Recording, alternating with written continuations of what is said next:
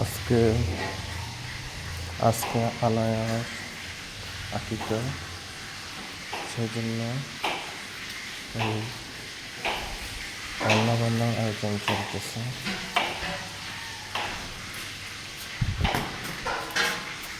প্রায় 100 মানুষের খাওয়ার ব্যবস্থা করা হয়েছে আনায়ার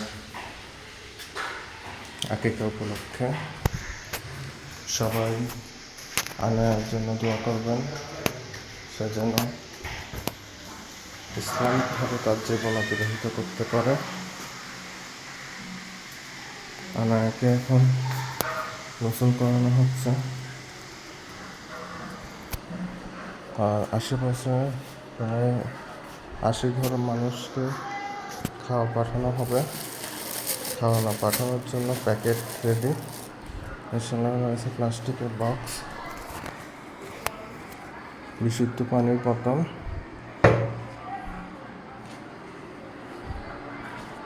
আর বাড়ি থেকেও অনেক মেহমান আসবে।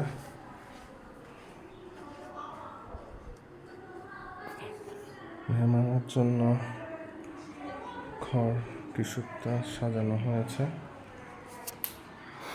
আল্লাহ রাব্বুল আলামিন চাইলে আজকের আয়োজন সফলভাবে আমরা করতে সক্ষম হব।